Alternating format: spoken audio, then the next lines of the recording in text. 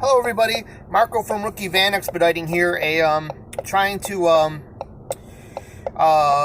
do a video sideways so it fills up the screen better. And I see you guys got some glare on the side there, so sorry about that. Nothing I can really do about that right now. So got a ton to tell you though in the 10 minutes I have to talk with you today. First of all, why I haven't uploaded. I have 3 videos sitting there, but every time I upload it, it leaves them locked. And I was driving, I wasn't able to scroll around and get them unlocked. So I have 3 updated videos about things. One of them is in the dark, so I don't know if they're going to be that great of videos. But anyways, they'll be unlocked today. Then there's this update. And on this update, I wanted to say that there's some things I want to talk about that are older. And it's one of the reasons I don't update is because I'm in Canada when some of these things happen. And when I'm in Canada, I can't upload because the phone gets crap service up there. So it's very, very slow unless I go to a Wi-Fi hotspot. So I recently had a weekend where it's a long story, and I'm just going to condense it into the fewest words I can. It was Family Day in Canada. No one told me, even though my company is from Canada, no one told me it was Family Day in Canada, and I might have even said this in one of my updated videos. I got there, and the business was closed, and I was traveling in a manner that got me by my home for a weekend. So I was staying there. I only had 1 day there. I could have had 2 days there. But instead, I got out early in the morning trying to make the delivery for make everyone happy, only to get at this place, and it was completely closed for the day. I was there in the morning, early in the morning. So I had to sit, and I wasn't going to drive anywhere and waste gas. So I sat and I looked at the side of some label plant, a metal building, for a day. I read some books. I occupied myself in my van. But that was pretty much like solitary confinement. It's an industrial park. There was nowhere to go around there, no little restaurant to go sit at, nothing. I could have driven a block or two to find a Tim Hortons or something, but I didn't. And I sat there in my van, and that was pretty upsetting to me because I felt like my company could have said, hey, look, it's President's Day. Now, granted, here's some other information for you. I looked closely at my bill of lading while I was sitting there, and it said deliver on the 18th, not the 17th. My company's the one that told me the 17th, get there on the morning of the 17th. So had I looked closely at the paperwork, so my advice to you is always scan your bill of lading. Don't treat all that random information like there's nothing on there for you. There may be some pertinent information in there. Always kind of give it a look and pick out what you can. There are times when that stuff has the wrong information on it. Like recently I had this fun delivery to the Corvette Museum. It said to deliver to some dock that had nothing to do with how they labeled their docks. I only got lucky that I was sitting in the office on the way there. I stopped at the home office, and while we were there, I said, hey, is there any information? Because these GM plans can be really confusing. And they said, yeah, it says here, black dock. And when I got there, that's how everything was labeled, purple dock, red dock, black dock, and it was clear once you knew that information.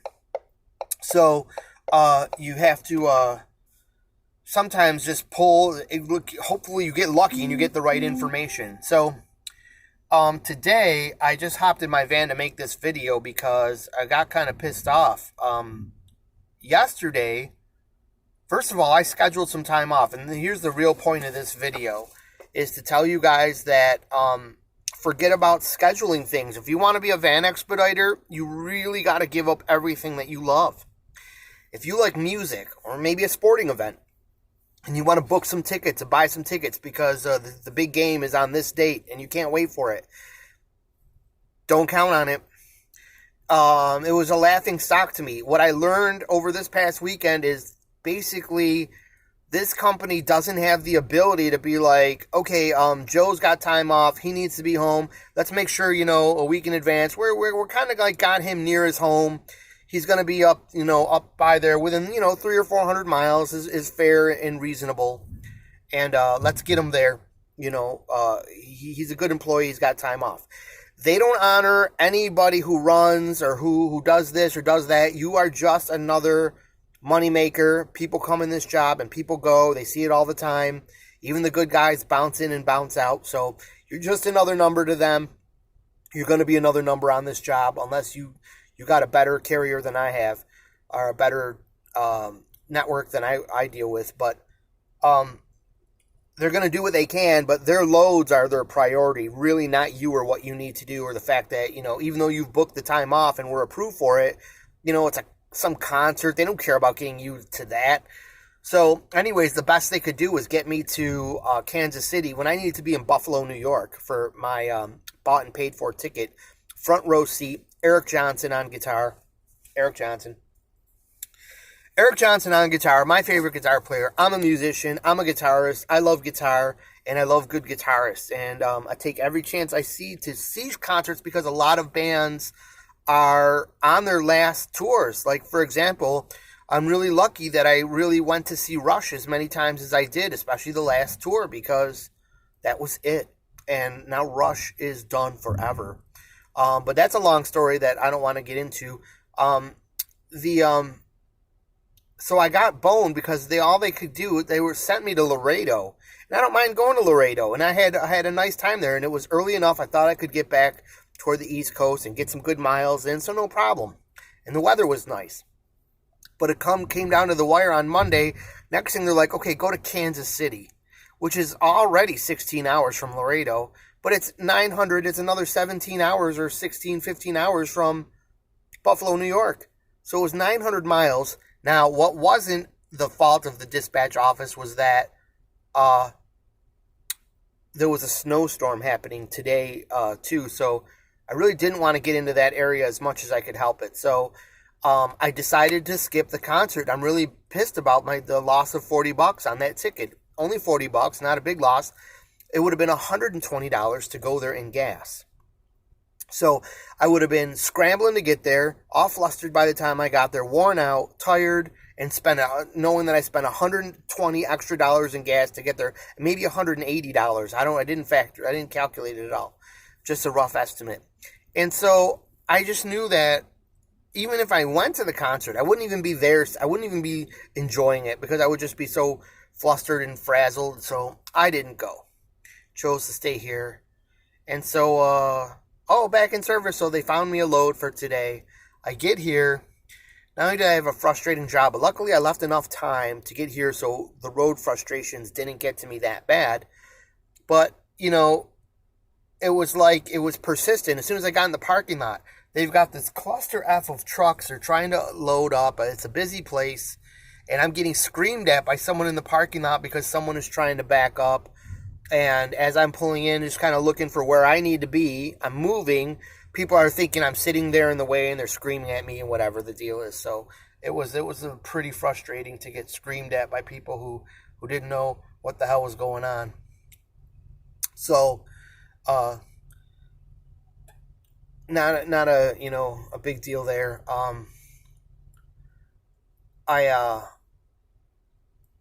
I went into the office here. So I parked my van, then I got forklift operators looking at me like I'm in their way. I'm trying to be near the overhead door, the only overhead door I see at their shipping place. I get to where I need to be, and like if I sit at this window, it doesn't tell you to open the window. You're supposed to open the window. I open the window, and everyone's just sitting at computers. There's no one just acknowledges that I'm there, standing looking at people like I'm here to pick up something. Is anybody going to help me? There's one person walks by the window, looks at me. There's just no one's acknowledging me. No one cares that I'm there. So I didn't want to say like, hello, yo, because I'm kind of in a mood, and I didn't want to be rude. So I basically, another guy walks up. He stinks like cigarettes. He needs paperwork. He asks, excuse me, can I get my paperwork? So I move out of his way a little bit. Next thing you know, he needs to see someone. So he's standing there. So I just kind of mosey out of the way. Next thing you know, we're all sitting there. It's another 5 minutes go by, and I realize my van is sitting there running. I don't want to sit there running the gas in my van. So I got the hell out of there, and I just went back in my van and started recording this video, because why am I going to sit there breathing in that stinky factory air when no one is sitting there going to help me? They got 18-wheelers trying to back into 4 dock spaces, and now I got a guy backing in, so I can't even go get in there anyways, even if they are waiting for me, So much for expedited shipping, but, I found you get a lot of these loads, and it's, hurry, rush, is everything going to be there? And you get to places, and they don't even know you're coming. They don't know why you're delivering what you're delivering. They say they got 4 pallets of this anyways already. What's the rush? And I don't care. It gave me a job. And like, for example, here, like, no one is waiting to expedite anything out of this place. Nobody cares if this 2 pallets are on the way. So I don't know. Anyways, I'm gonna walk to the shipping door here. I'll take you guys with me. I thought I had a minute to jump behind this guy backing up, but I don't think so. Here, you guys can see him there. Everything's backwards, you guys see, because it's a cell phone camera. But there's the door. The door's on the opposite side of that fire truck. There's his hole he's trying to back in. So it's going to take him some time. That's a tight little space. Maybe he's a pro. Seemed like we had some rookies before. Interestingly enough, the guy that was, I believe, I don't know if that was him or not. Yeah, it looks like it was. The guy that was screaming at me was inside, and you know, people are willing to help you out when you get face to face with them. Everyone's nicer when you're face to face with them than they are when you're sealed up in the cab of a car. Everybody's attitude changes, including mine. So that's it. That's all I got time for you guys to tell you about today. So I guess the moral of today's video is that don't think about, if you're going to get this job, do not schedule time off. That's personal. If you're going to schedule time off, just wait till home and tell them you're out of service. Forget about asking them for a special week off in March and this and that with a day off request getting approved. That seems to be pretty much bullshit. So anyways, I'm going to talk to you guys soon. Have a good day. Bye.